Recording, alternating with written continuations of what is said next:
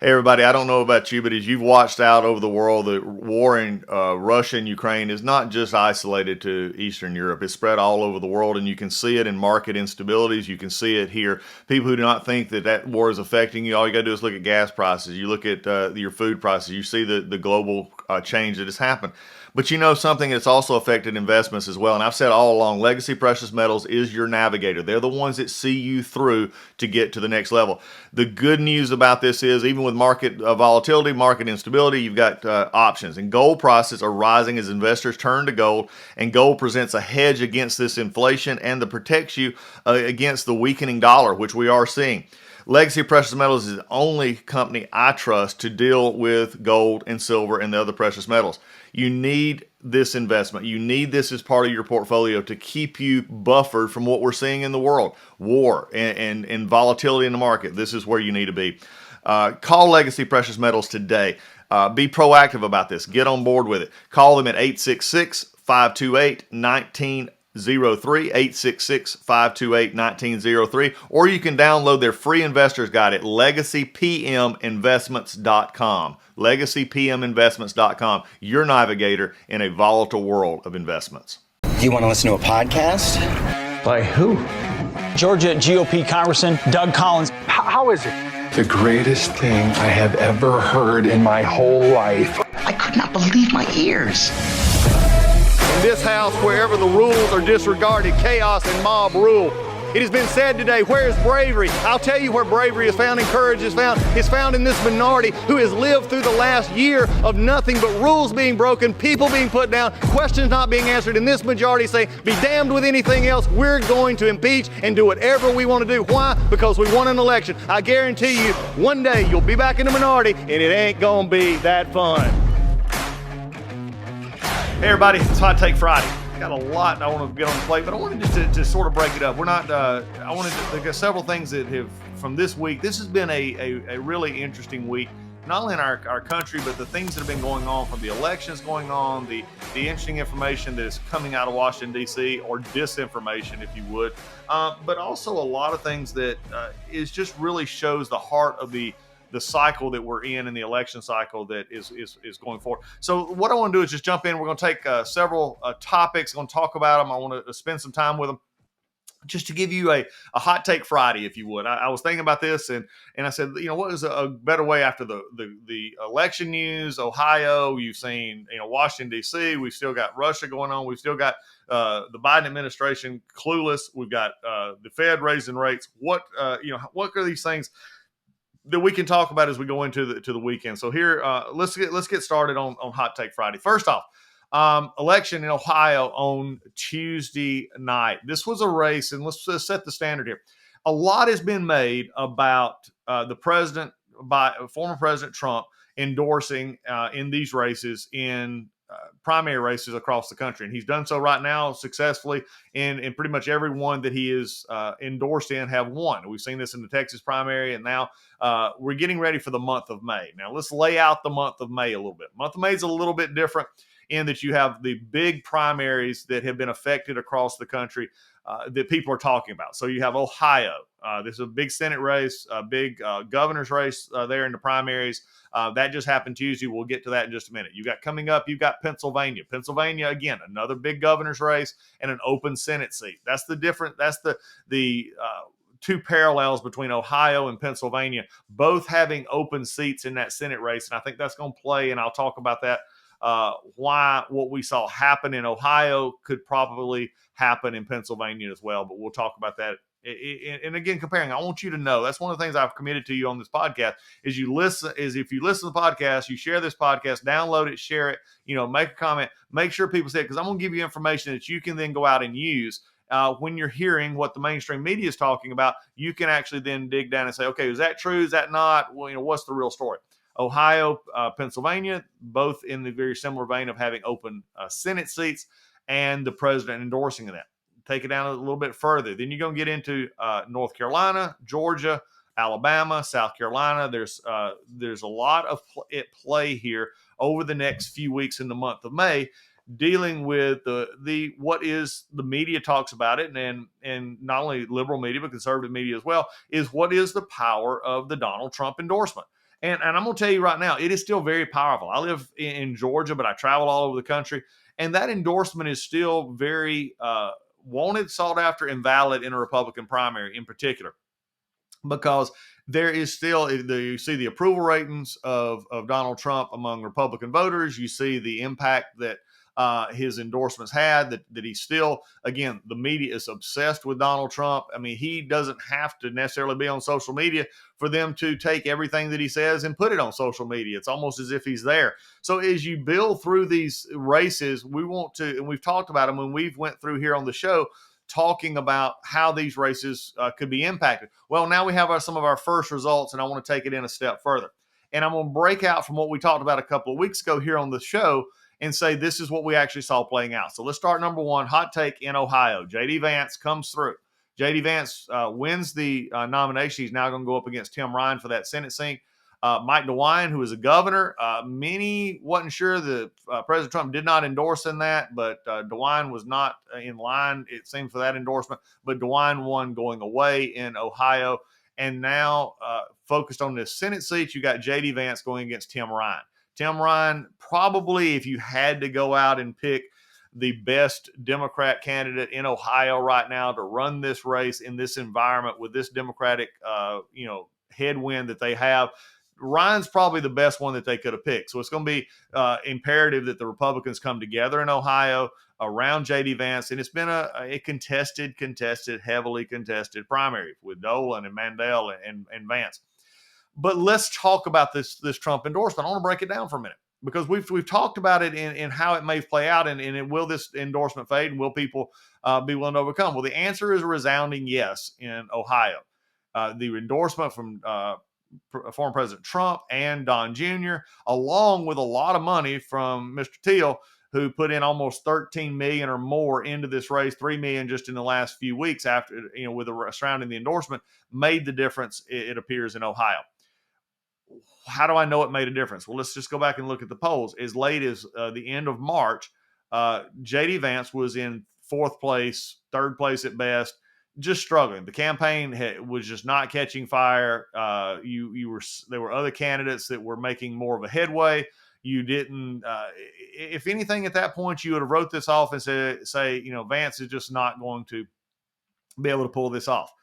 Fast forward about 4 weeks into the last few weeks of the campaign, Donald Trump endorses J.D. Vance. This had been something that had been thought about for a long time, but nothing, concrete was coming out of Mar-a-Lago. And then all of a sudden, here it is. Donald Trump endorses J.D. Vance. Now, this caused a stir in Ohio. Let's just be very frank with it. It caused a big stir among activists who've been working for a long time up there. Most of the candidates in this race had been very much Trump supporters. Mandel had been a Trump supporter through several terms. And this really set off an interesting battle among conservatives. Is this the right move? By the end result, you have to say that Donald Trump's endorsement was the right move, and by the fact that it put Vance into the general election in November against Ryan. Now, why did that happen? Was it just simply the endorsement? And I've dealt with this a lot in Georgia. I've dealt with it in North Carolina. You deal with it in these areas where you see, and let's just start off with one that was highlighted by the mainstream media as a failure or falling down, and that's Mo Brooks in Alabama. Mo Brooks was early endorsed by Donald Trump. Is now pretty well known that just a month and a half ago he unendorsed Mo Brooks, which for a lot of folks seemed to seal Mo Brooks's Senate run in Alabama. Although there's been some thought that his numbers were improving a little bit here recently, it doesn't seem to fit the narrative that we're looking at here. But there's several things that go into endorsement, and is an endorsement enough? In Georgia, we've got several candidates who jumped into races late, got the president's endorsement, and now they've in essence had to run a 60 to 90-day campaign to not only put an infrastructure in place, to make the fundraising, to do whatever it takes to normally win a statewide race. And they went on basis of the ability to get Donald Trump's endorsement. So I lay out this question. I posit this question here on Hot Take moment to say, why is it working? Why is the Trump endorsement working in Ohio? Why I believe it will work the same in Pennsylvania, and we'll keep working this through North Carolina, Georgia, and others as we get through this season. But let's just take where we're at right now in Ohio. here's some uniqueness about Ohio, which I think made the difference in J.D. Vance winning this with the endorsement of Donald Trump. And here's what happened. You had a Senate race in which, for the most part, there were a lot of money being spent, a lot of things being done. A lot of folks have been in the race for many, many months, even a year at a time. They've been preparing for this fight with Portman leaving. They knew it was coming. But nobody caught fire. Nobody could really capture the imagination of the Ohio Republican voter, the primary voter. So you had numbers that showed Vance, like I said, in fourth place just a mere 6-7 weeks ago. You had Mandel in the lead. You had Dolan coming up, who was one that ran probably the closest to an anti-Trump kind of campaign. As you look at it, what we were seeing in the poll numbers was this: is number one, there was no incumbent to take the life out of the room. There was no incumbent that would come in and say, that have that extra 5, 10 points advantage, 15 points advantage simply because they're an incumbent. So it's a clean slate when it comes to that. You had then a field of candidates making themselves known, but none distinguishing themselves enough to where they actually could have what we call in the political world a hardcore voter, or the vote that would never change. So what we're seeing here is if they were a Mandel supporter, a Dolan supporter, others, asked could they possibly change, what we saw was high numbers of people saying, yeah, I might change my vote. I'm not, I'll say I'm voting for this person now, but I'm not going to say I might not change my vote. So what you see is a soft electorate, what we call. And that laid the groundwork for an intangible, something out there that you couldn't have predicted, couldn't have found just a little bit before, that all of a sudden appears and pushes over a candidate in an environment like this. Well, two things always do that. Number one, a very popular endorsement. Number two is money. So first is an endorsement, second is money, and the structure to get it out there. J.D. Vance had that. J.D. Vance had a lot of money from not only money he raised, but also outside money. Peter Thiel, who sent a great deal of money into Ohio. At the time, though, that money was simply providing name ID. It didn't overcome some of Vance's opinions that he had about former President Trump before, the antagonistic relationship he had a little bit with the base on this. So you saw what you saw in the polls. But with nobody being solid into other candidates, this provided an opportunity in the later weeks, the last couple of weeks of campaign, for Donald Trump to come in and say, look, J.D. Vance is my guy. He's the one I'm endorsing here. So out of all of these other candidates, good folks, and he even said this as late as right before the election, I like a lot of them. I like them all, but I'm endorsing Vance. What that did for Vance is all of a sudden, for those people who are saying, okay, I may not, I'm not sure, they said, okay, I now have a reason beyond what I had found before to vote for Vance. We started immediately seeing a little bit of bump in the poll numbers right after the endorsement, but it was so close to the election that a lot of people probably held back their opinions, or they had voted, or however you want to look at it, but you were not getting that close to an election, probably the truest version of where the votes were moving to. What we now know, and what we saw in a few polls that were done, was that Mandel lost momentum, Dolan gained a little bit, but the real winner was J.D. Vance with that endorsement. And he had the infrastructure and the money, more money from outside, that allowed him to tell every Republican voter that he was the Trump-endorsed candidate in Ohio, that he was the one to carry the America First agenda. He had already had Don Jr. in and out the whole time. And now there was some solidity to his candidacy, a validity that came from Donald Trump's endorsement. Why was this not seen? It's several reasons. Number one, there's no incumbent. It's a muddled field. The endorsement came close to the end of the election cycle, in which people are looking to see who they're going to vote for. And if they have said, I have a preference, but they don't have a solid preference, that gives the opportunity for them to take an outside influence or an outside stimulus, in this case being Donald Trump, to say, this is my guy and this is who I want you to vote for. Then if they're not really sold on who they had thought about, then they would switch to J.D. Vance. And so what we saw is J.D. had almost if you, depending on the poll numbers you were looking at, probably a 15 to 16 point bounce from that late March polling. The rest never really, took off from anywhere. They're low 20s. And so you saw JD in the low 30s. You saw the rest of the field in the low 20s. And now JD Vance. And the other thing here is there's no runoff in this Ohio primary. So whoever could get out and squeak out the majority of the votes is going to win. Whoever had the most votes wins the primary, goes on to the general election. And that's where we're at. So you're saying, well, Doug, that's great. What does that, does that mean that the president's endorsement is going to be valid in the same way all over the place? Well, I'm not sure it will be valid in the same place as it is in Ohio at this moment. But I do have something for you to look ahead. So if you're hedging ahead, you're looking ahead to the 17th, you're looking to Pennsylvania, let's look at some similarities into what Ohio brought with the Trump endorsement of J.D. Vance. Even at the time when it did cause some concern among the conservative base, it caused a concern that Donald Trump had endorsed the wrong person. You heard all kinds of stuff coming out of Ohio. And that to some of those who supported the other candidates, that may still ring true. Is the days after the election, they'd hoped that their candidate would win, their candidate didn't win, and now they're going to have to go over and vote for somebody that they did not want to vote for in the primary process. And Vance got about 67% of the total. Only got 33% of the total Republican primary vote, which leaves 67% of the folks who voted the Republican primary there to have voted for somebody else. I think that's the building process that Republicans are going to have to go through now in Ohio as they look forward to seeing when the general election begins to shape up, and we'll see how that goes. Let's flip to Pennsylvania right quick. The hot take Pennsylvania is it's the same, and I can't say it enough, dynamic in the Senate race.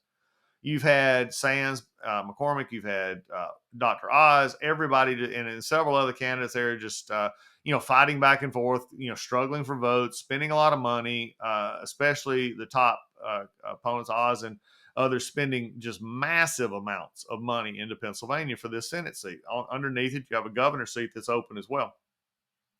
But by not having, again, an incumbent sitting in this seat, you have an open field in which people are now trying to get used to who's there and what message they're giving, and does this fit the values that they have with Pennsylvania, or does this fit the values that they want to vote for?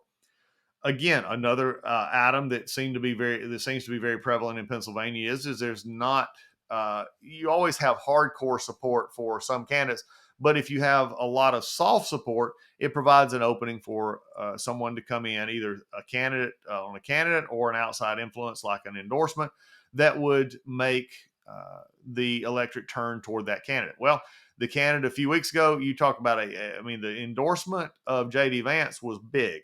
The endorsement of Dr. Oz by Donald Trump was, I think, even more seismic if you look at it from what it meant, because again, a lot of the hardcore conservatives in Pennsylvania had looked at this race with McCormick and others, and did not feel that Dr. Oz, many of them did not feel that Dr. Oz's conservative resurgence as a candidate, not when he was his TV show and on his health benefit, was something that they could support. So now it's a fight. This is one that has been polled a great deal. Again, a lot of candidates, no incumbent, soft attraction rate to some of the candidates that are there. The perfect place for, in a late race, which is relatively what Donald Trump did, late in a race, to make an endorsement and see if that would shake loose one of the candidates. Now, the one interesting thing is here, he endorsed in this race a little bit earlier than he did as per se to the actual election day in Ohio. And the numbers are tight. There's still, neither one is broken free. Oz was up a great deal. He was falling. The Trump endorsement stopped that falling, arrested that fall, if you would, and has put him in a stable to growing position in this race. Now, for voters up there in Pennsylvania, they're going to have to decide, who have been going for a long time, picking one of these candidates. Are they going to be able to go on the endorsement of Donald Trump, of Dr. Oz? Will that be the thing that pushes it over the top? I tend to think it will be. And that's why, again, Pennsylvania doesn't have a runoff system, just like Ohio. So in running that race, I think you're going to see this give Dr. Oz a 4 to 8 point push. You saw this in Ohio. I think you'll see a very similar thing in Pennsylvania. Again, doesn't have to go to a runoff. So simply win the most votes in the primary, you're into the general election. And I think that the endorsement from Donald Trump, especially among primary voters in the state of Pennsylvania, will make the difference as you go forward. But this has been an interesting week. There's going to be a lot of eyes on this, a lot of media is saying that this month's going to be very difficult for Donald Trump. We've actually, talked about the elections on the podcast, but coming up in North Carolina, we're seeing the power of the endorsement with Ted Budd. Ted Budd is now up double digits in a very solid lead in the Republican primary. You're going to have the races in South Carolina with Tom Rice and Nancy Mace, who have both fell on the wrong side of Donald Trump through the impeachment process. We'll see how those races go in the primaries. Alabama's coming up. We've already talked about the fact that this was the race for Senate that Britt and Durant are now leading in, and Mo Brooks is trying to salvage what left of the campaign that he can to come into. And then you have Georgia. And this is where I think the ultimate Trump endorsement power will be tested at its most roots. I think, look, Herschel Walker in our Senate race down here, again, a very open primary, but at the end of it, Herschel Walker is had a commanding lead ever since he got in the race. It's his popularity. He's known. Nobody really in the state of Georgia who's watched football or anything else in the last 30 years does not remember Herschel Walker as a running back from the University of Georgia who led him to a national championship and a Heisman Trophy. This is just not something that is unknown in Georgia, and the Georgia football team is very powerful when you look at touching voters or hearing that you played for Georgia football. And again, with the problem coming up with this election in Georgia is the Trump endorsement is very much at play and very much a factor, but there's also the anti-endorsement, if you would, that Donald Trump has made and going after Brian Kemp on multiple occasions. Brad Raffensperger, Secretary of State, Attorney General Chris Carr, he said he endorsed Burt Jones in the lieutenant governor's race, and at the same time put out a post saying that he would never endorse Butch Miller, who was the other one in the Senate race. So again, he's played in a lot of races, two in particular that I'm focused on, and just to see from a take position is the insurance commissioner's race and the attorney general's race here. Both Patrick Whitt and John Gordon, who's running for attorney general, Patrick Whitt against John King for insurance, are facing incumbents in the primary. Right now, internal polling shows that these candidates are struggling with name ID, struggling to get caught up. The Trump endorsement helps them. The Trump endorsement sort of builds over that gap of lack of credibility with voters who don't know who they are. Whitt had been running for the 10th district congressional seat. In this process, John Gordon had been on the sidelines completely. Both of them announce their candidacies and get in the race during qualifying time. So this has been a very shortened race for them. This one will be one, if either one of those candidates win in this process, it shows that it only can be attributed to the power of the Donald Trump endorsement because there's simply no measurable fundamentals to look at. Neither one have had the opportunity. There's just time shortage of raising a lot of money, getting a team together, getting the material out there. So Vernon Jones, another example of this over in the Georgia's 10th congressional district, who's running on the simple fact that Donald Trump endorsed me and these other issues, but it's always front and center, the Donald Trump endorsement. So this is going to be an interesting time as we see this play out, but I wanted to give you just a good quick hot take. Is the MAGA world, as it has been called, the Trump influence waning in these primaries? Right now, I have to say no. If anything, if win begots win, then you're going to see this go even further. If you go into Pennsylvania, you see Dr. Oz win there. You'll see this foundation building, and you're going to see the Trump influence grow more and more. Now, that's causing, as many would know, causing a bind with the establishment Washington, who has no desire to see Donald Trump coming back because the establishment Republicans and others don't want to see this happen. Now, again, these candidates who win these primaries are then going to have to go to general elections. This is what makes the Senate, in my mind, as we've talked about, sort of a little bit more up in the air. So hot take number one here on this Friday morning and Friday is Donald Trump's influence not waning. Donald Trump's importance in his endorsements in areas, especially when there is instability or there's indecision in the voter pool, you're going to see the Donald Trump endorsement in a Republican primary carry a lot of weight, and we saw that in Ohio this week. I want to turn to something next that, and this is going to be just a discussion. It's me and you here on the podcast, the Doug Collins podcast. Again, tell your friends about. But there's a part of me that is this discourse, and I want to go back to this discourse language.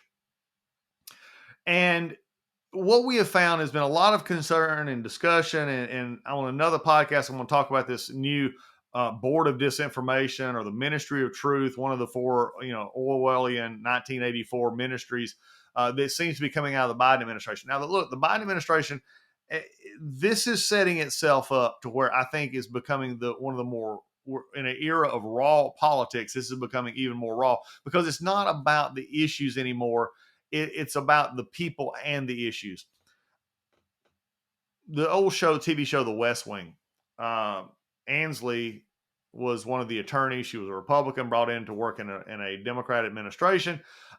Before she was hired, she has a back and forth with one of the characters, Rob Lowe, on the Second Amendment. And she makes the comment there that about the Second Amendment. He gets upset and says, because there was if you go follow the TV show, there was a shooting, and so he's very sensitive to it.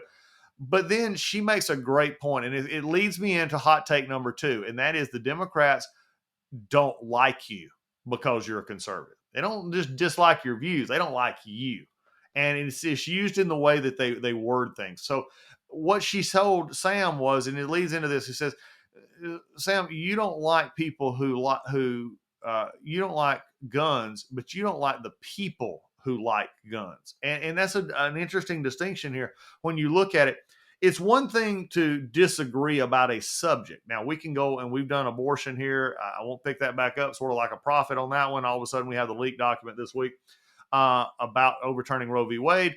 Abortion, very passionate topic going along. There are things in these the political debates that rise to the level of fundamental convictions. And we can debate those fundamental convictions. But at the end of the day, it's a breakdown in our political process if I don't like you because of the views that you hold. I may dislike your views, but I can still get along with you. That's the civility that keeps government going. I think that's the civility that goes back to the Founding Fathers. The Founding Fathers had this in Pennsylvania, in Philadelphia, when they started this country. They didn't get along. Folks, if you don't believe this, go look at your history. They didn't get along. They didn't, big states, small states, the mercantile cities with the agricultural South. They went back and forth. They had the compromises. And in the end, they came up with this constitutional republic that we have, this federalist system in which the federal government has certain duties and responsibilities. The rest left to the states to have their duties and responsibilities. And at the end of the day, you would read a lot about the founders. You read a lot about as the years going to develop in this country. They fought vehemently about their ideas, but it never turned, at least what we can tell, into what we're seeing today is that if I hold a pro-life view, or if I hold a pro-Second Amendment view, it's not that I disagree with your ideas. I disagree with you. And you say, well, Doug, come on, you're being a little dramatic here. Am I? Well, let me just show what the president of the United States, Joe Biden, actually talked about when he was asked about the Republican Party and the elections. This is what he said. He said, this MAGA crowd, we'll come back to that. This MAGA crowd is really the most extreme political organization that's existed in American history, in recent American history. He told this reporters, of course, referring to Donald Trump's Make America Great Again movement. He continues this pickup, basically saying that the Republican Party is so extreme that most people can't understand, who or what they are. Now, this is Joe Biden talking about not the policies, but the people. And the reason I say that is, and before you disagree, but if you need to disagree, go to the DougCollinsPodcast.com. There's an email button there. You send me an email. Let me hear from you. Many of you have reached out over time and to show me what you believe and where maybe you agree with me or disagree with me on this podcast. But that's why it's there, the DougCollinsPodcast.com. You can go to the email, send me an email. Because I believe when the language that he uses says that this is about the people who believe the issue, not what they believe about the issue. He also goes on, he said this in Seattle earlier in the month. He said, this is the MAGA party now. These guys are a different breed of cat. They're not like what I served with for so many years. And the people who know better are afraid to act correctly because they'll know they'll get primaried. Again, notice the language being used here. The language says that this MAGA crowd. Does that not just, relate back to your ears to when, the Hillary Clinton called conservatives the deplorables? That when you saw in Peter Strzok and Lisa Page's text message back and forth that they didn't like to go to Walmart because it just reeked of this conservatism, this Trump world that they despised so much. Again, never an issue brought up, never a decision brought up, never a conflict of I believe this, you believe that. No, it was they didn't like the people, and those text messages were repulsive. Saying I'm in a Walmart in Virginia and these people, are just, basically disgusting. I see it out here. But you're seeing it in this language here with Barack Obama. Remember, he said these people, they hold on to their guns and God, as if that was a bad thing. But again, notice that he mentions a couple of issues, but he says these people. Joe Biden says this MAGA movement, these MAGA crowd. Again, look at what they're going to. They're going at you. You're the conservatives out there. You may or may not be a supporter of Donald Trump. That's up to you. But conservatives to them are something to be ridiculed, not the ideas. I mean, they'll debate you the ideas when they want to, but most of the time they won't because they can't win. So what do? They go to attacking the holder of the ideas. And this is the language it does. It don't tell me that there's not a disdain here from the president of the United States when he said on two separate occasions, a month apart, he said, this is the MAGA party now. And this MAGA crowd is really an extreme political organization.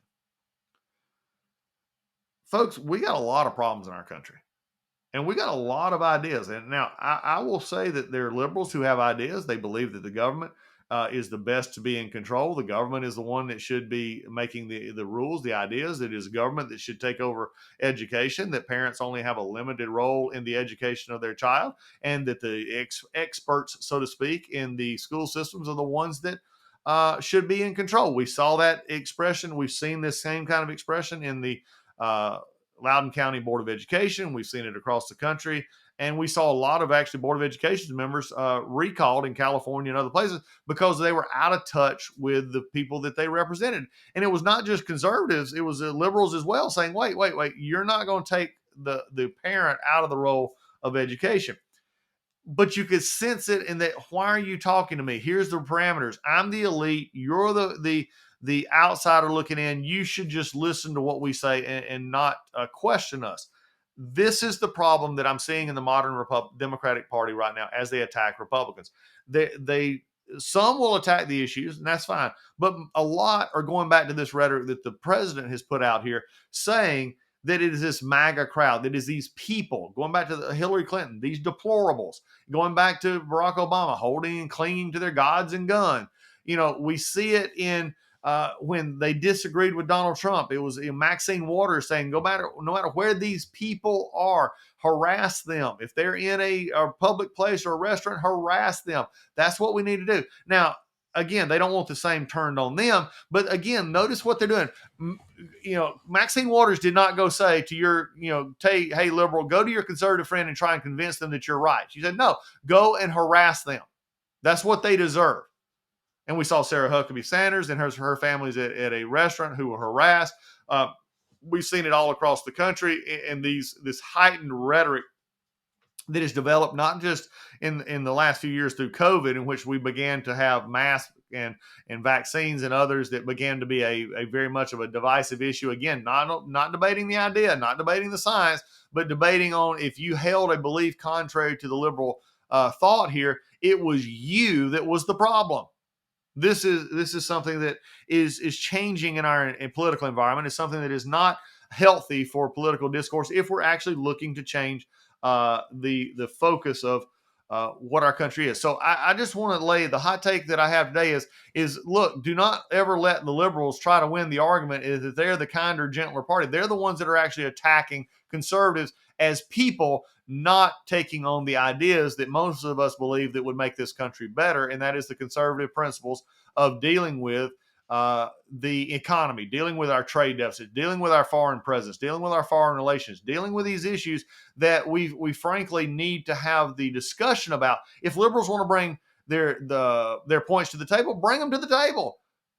Instead, they don't want to debate their points most of the time. They want to attack the person bringing the message, and they're getting complete cover by guess who? Joe Biden, the president of the United States, because he believes this MAGA crowd, as he calls it, are the most extreme political folks that he's ever been around. I just have a question. Joe, have you looked around your cabinet lately? Have you looked around the people in the House? Have you ever met AOC? Have you ever met Elon Omar? Have you ever met Cori Bush? Have you ever met Prima Jayapal? Have you ever met Jamie Raskin? Have you met any of these people? Have you met Elizabeth Warren, Bernie Sanders? Oh, by the way, you have. You've been on a debate stage with them. How about Chuck Schumer? These folks, you talk extreme for your party. You have people leaving the Democratic Party again saying that they've left me. When it gets to the point where you are the party of unlimited abortion, and not wanting to put, you got Colorado and others who have no limits for the application of an abortion. And if Roe v. Wade is overturned, that's what it will go back to. Don't tell me that this is not extremist within your own party. But the president's leading the chorus on this, and it is taking a dangerous turn in our political environment. And it's not just talking about that; it's also talking about the issues that we've seen with this week with the leaked draft opinion. So, hot take number one, I want you to know: look, Donald Trump is still has the most powerful endorsement in the Republican primaries. Hot take number two, Democrats just don't like you. Okay, let's just be honest with it. They don't even debate the ideas. As the president said, it's that MAGA crowd. It's the people in the crowd that he doesn't like. He said they're extremists. He's attacking not the ideas, he's attacking the crowd itself. The last thing that I want to leave is for this hot take part is the Supreme Court this week had something that happened to them that they've never had happened really before, and especially in the way that this happened. And that was a leaked draft opinion on Roe v. Wade. This is the Dobbs case. Again, we spoke of the Dobbs case last week in depth. Now I'll bring it back up because this is an issue that is divisive. It shows 5 of the justices willing to take and overturn Roe v. Wade and send it back to the states. The concern that I have here is whoever leaked this was looking to get it out into the public realm so that they could possibly influence one of those 5 to change their opinion, maybe side with Justice Roberts on some kind of a concurrence that would allow a keeping of Dobbs maybe, but not an overturning of Roe. This is dangerous, folks. You have some of the most extreme ideological positions of most things on that court. You need a Sotomayor and a Thomas to talk to each other and to be willing to share ideas and exchange drafts and to be able to convince each other of their points if they can, with it being in an environment in which that is done in private. And having somebody leak this document to the press was simply, in my opinion, a act of not only jeopardizing the sanctity of that court, not only jeopardizing the modicum of how they actually decide decisions, but it actually jeopardizes in the future on almost every other decision as well. And the Supreme Court deals with abortion only about once every 10 or 12 years. This is something we need the court who will be willing to trust each other on all the other issues, privacy issues when it comes to search and seizures. We need them in business decisions. We need the courts to be able to talk into each other and to speak freely without worry that their opinion is going to be put out there. And this has destroyed that. My hope is they catch who did it very soon. My hope is that the 5 who have already went on record saying that they would support an overturning of Roe would be upheld. This decision gets put out quickly. And as this decision is put out quickly, we will see a restoration of the court. Now, those are just some hot takes. I want you to get out there, be engaged in the community, be engaged in your elections. If you got elections and primaries coming up in your state, find you a candidate, get out there and work for that candidate. Take your conservative values into the marketplace. We don't need to keep them out. Don't worry if the left don't like you. They don't like you. I'm tired of conservatives going out saying, well, I'll modify my opinion so that the liberals like me. They don't like you. They don't like your opinions, and now I'm showing you they don't like you. Take your opinions, make them known, and don't worry. They already don't like you. You're not going to make them like you any less. So, again, this is, stick to who you believe. And then this last issue that if we're getting to the point now to where the Supreme Court cannot even negotiate back and forth within what they deem that modicum of privacy, that deliberate judicial negotiation and deliberations cannot be kept from the public because you have a leaker with an agenda ready to do that. and send that out. That's a problem that needs to be addressed. But I'm going to bring back something today that I haven't brought back in a while. And here we are. I've said it before. We're going to bring back the I'm done with you segment. All right, Secretary Mayorkas, I don't understand you. I've actually talked about you on this show before. I've talked about it in interviews. It's time for you to resign, because guess what? If you don't resign, you're probably going to be impeached next year when the Republicans take over the House. Why would I say that? Secretary Mayorkas, quit being the liberal pawn that you have seemed to be, and start taking the Homeland Security Department seriously. Start at the southern border. Quit going down and doing photo ops at the southern border and acknowledge and saying publicly nothing is wrong, we're all okay, and touting numbers that are unrealistic when actually privately you are saying it's an embarrassment. We've seen this over the past year. You say it's a crisis in private, and out in public you're saying it's not a crisis. We're seeing you have a complete lack of understanding of keeping our homeland safe. Secretary Mayorkas, you can't keep doing a job that you undoubtedly have no desire to do. But the classic for me, and the reason you've succeeded in making the I'm done with you list this week, is last week you went before the Senate and the House, and you were talking about the Secretary of, you giving your report as Secretary of Homeland Security, and you were asked about this new Board of Disinformation, the Ministry of Truth, if you would, from 1984 in the George Orwell saga.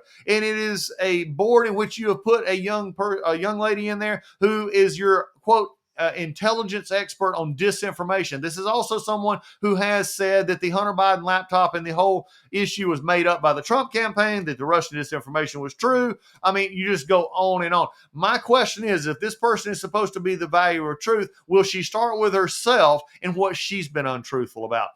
I tell you what, she can make a Mary Poppins video on pantomiming and the supercalifragilisticexpialidocious. But I will tell you this: the only thing that she is really accustomed to doing is shutting down conservatives. And then, Secretary Mayorkas, you have the audacity to go up and when Senator Kennedy asked you, "Did you know about these TikTok videos when you hired Ms. Jankowicz?" And you said, "Nope, I did not know about these videos." What is the hiring standard come to at the Department of Homeland Security? Obviously, it's about like it is on the southern border, non-existent. You said you didn't even know. That's become common practice, especially in jobs that would have any high profile to them. And you didn't know of her bent against free speech, against the truth, before you hired her. Secretary Mayorkas, it's time. Your few minutes of fame are up. It's time to retire. Go do your consulting work, because if not, I'll guarantee you the Republicans in the House will want to have a lot of questions for you about your lack of job performance. So, Secretary Mayorkas, congratulations. I'm done with you. Folks, be ready to see us next time. That's Hot Take Friday. We'll see you next time on the Doug Collins Podcast. Hey everybody, it's Doug Collins. I can't wait to tell you about a new partner here on the Doug Collins Podcast, Healthy Cell. HealthyCell.com. You can go to their website. They are reimagining the way that we take vitamins. I mean, look, you don't still listen, for the most part, record players are for the vintage side. You look at for old time, you don't listen for the crispest, clearest. There's things out there that you get right now that have updated in the future. And we're still taking vitamins like we did back in the 1930s. This new technology, this new product from Healthy Cell is a microgel that takes your vitamins, puts them in a gel form. You can take it straight out of the pack. You can mix it in water or your favorite food, but it gets into your system so much quicker. 165% better absorption through this microgel technology. And believe me, the more you get in the nutrients into your body, the better you're going to be. They have a full product line. I take these medicine, these Metagel packets. They are amazing. We have been on them now for a little over a month, and I can tell the biggest difference. I've taken vitamins most of my adult life, and the way these work is just something that I don't think that you can find anywhere else. Again, it's healthycell.com. You can go /Collins or use Collins in the promo code to get a 20% discount. You don't want to miss this. Please go check out their website, healthycell.com. Microgel for these vitamins that are the best thing out there right now to keep you healthy and listening to the Doug Collins Podcast. Hey, everybody. I just want to talk about sleep. You know why I want to talk about sleep? It's because I just got out from underneath my MyPillow bed sheets and my pillow that I keep under my head every night, because I like to sleep on my side. I like to sleep on my back. I like to sleep, I move at night, and MyPillow is just the best thing that goes under my head. It keeps me getting restful sleep. The sheets are amazing. It's just what you need. Everybody understands you need 7 hours of sleep. Why not sleep in some of the best products out there? And Mike and the folks at MyPillow are great folks to do this with. And you can go to mypillow.com, or you can call them at 800-564-8475. Use code word Collins, Collins. You won't want to miss this. If you have not got these Giza bed sheets, you need them. They're amazing. They're soft. They don't wear out. You need those to get that sleep against your body at night and provide that cooling, just soothing nature that lets you get the most sleep. But they're not just about bed sheets and pillows. They also have the My Slippers. Amazing. I've talked to you about it before. I don't wear slippers, but I do wear My Slippers. They're amazingly comfortable. You can wear them outside. You can wear them inside. Great products. You've got towels. You've got all kinds of stuff. Go to mypillow.com. It's spring cleaning time. It's springtime to get out there and try and buy new things. Replace some of your old stuff. You'll want to replace your towels. Get some other products for your bedroom. All at mypillow.com. Mypillow.com, or call 800-564-8475. Use the promo code Collins, Collins, when you check out. I guarantee you will be satisfied.